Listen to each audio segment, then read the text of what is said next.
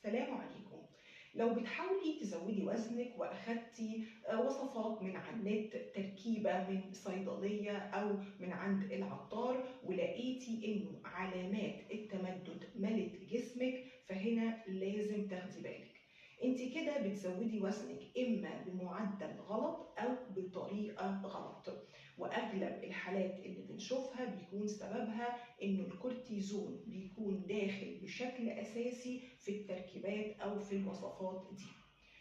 وما تصدقيش اللي يقولك إنها وصفات طبيعية أو إنها أعشاب أو عسل ومضاف له حاجات طبيعية. مفيش حاجة هتديكي الزيادة السريعة في الوزن قد الكورتيزون.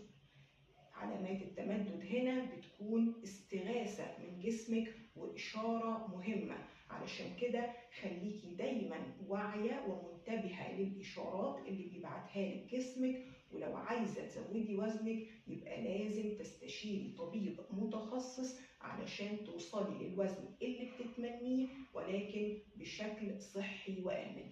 تابعونا علشان تعرفوا كل جديد. دمتن جميلات.